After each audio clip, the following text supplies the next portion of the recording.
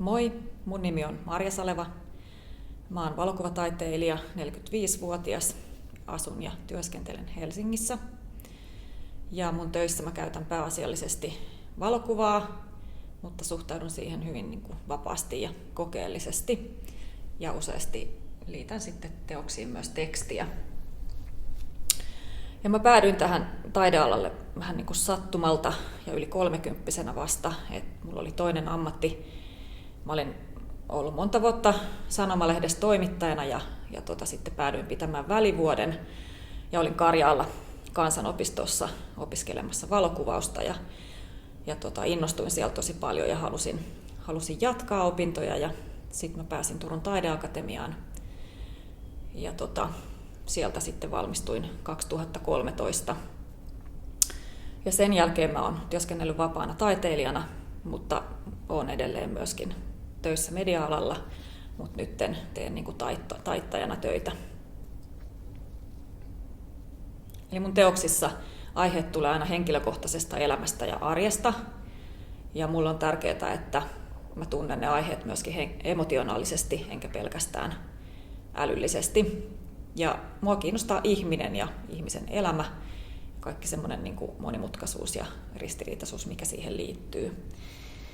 Ja jollain tavalla mun kaikissa töissä on ehkä kyse niin kuin jostain identiteetin purkamisesta ja uudelleen rakentamisesta.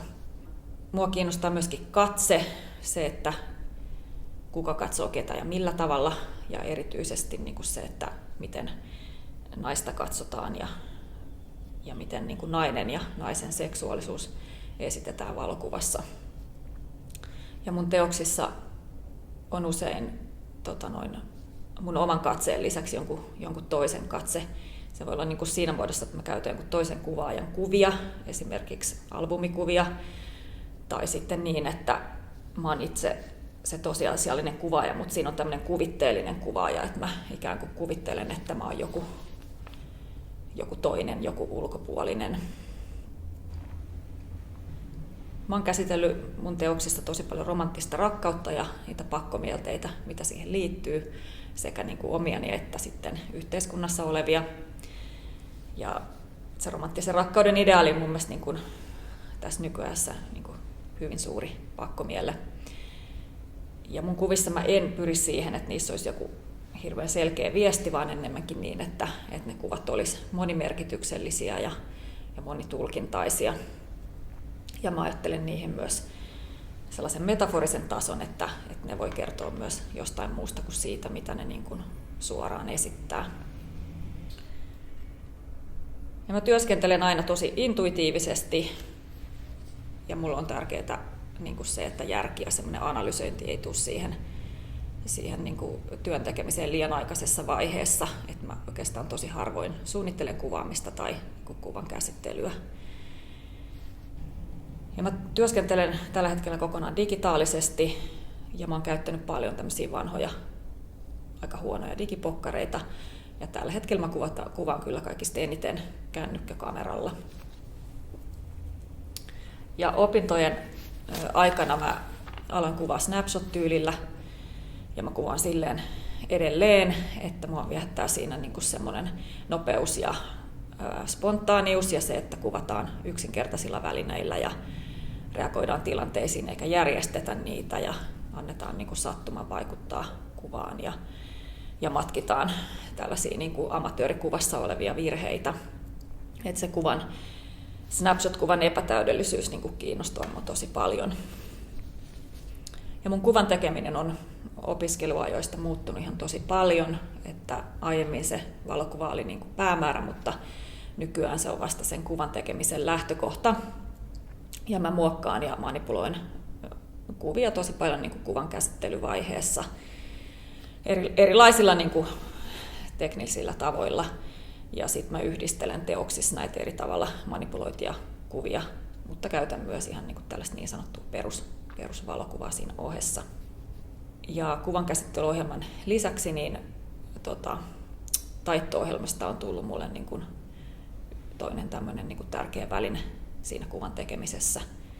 Ja kaikissa kuvissa mä edelleenkin tavoittelen tällaista niin kuin amatööriä ja kökköestetiikkaa. Mulla on tosi tärkeää se, että sen kuvan pohjana on valokuva, koska sillä on ihan omanlaisensa suhde todellisuuteen.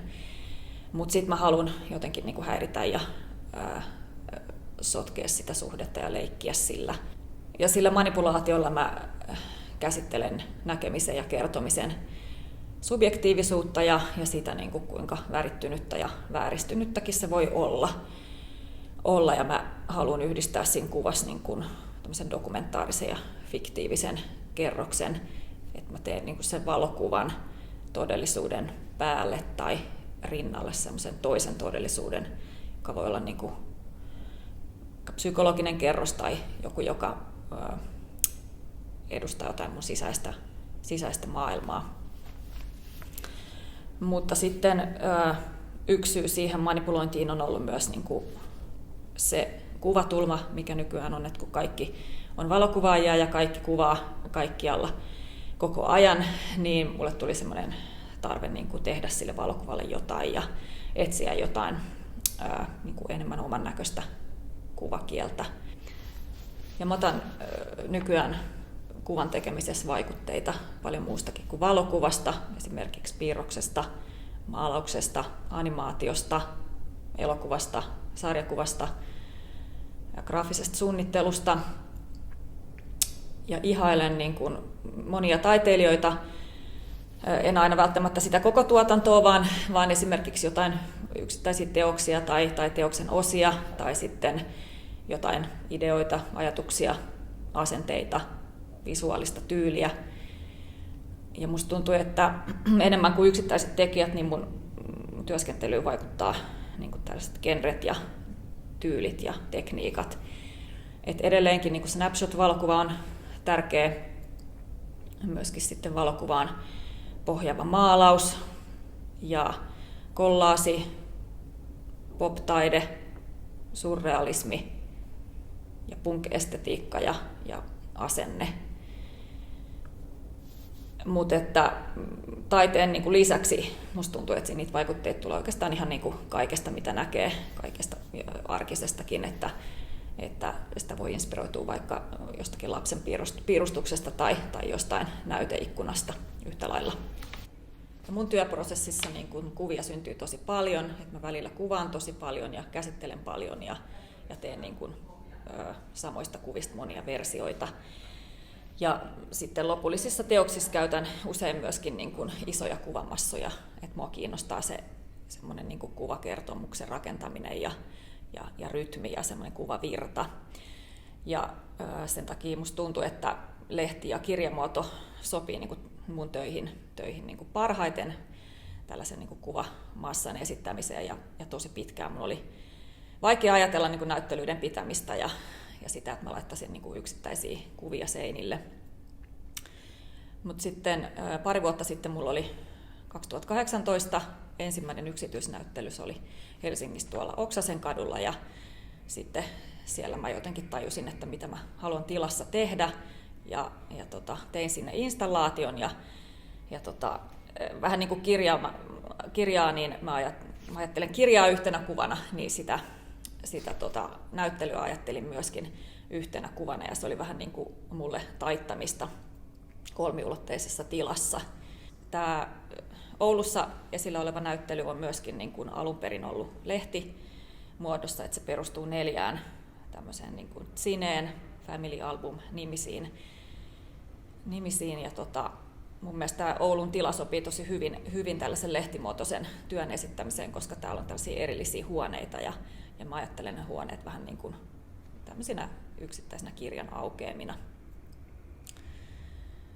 Ja sitten tämän Oulun jälkeen mulla on tulossa kaksi seuraavaa yksityisnäyttelyä ensi vuoden alkupuolella. Toinen tulee Helsinkiin Galleria Huutoon ja toinen Tampereelle Rajatila-galleriaan. Ja ne on molemmat installaatioita, jotka käsittelee romanttista rakkautta, mutta ne on ihan erillisiä ja erilaisia. Molemmat on niin kuin tilaan tehtyjä kollaaseja, jossa mä yhdistelen erilaisia materiaaleja ja tulostustapoja niin kuin samalla tavalla kuin täällä Oulun näyttelyssä. Että niiden kimppuun mä sitten ryhdyn tämän jälkeen.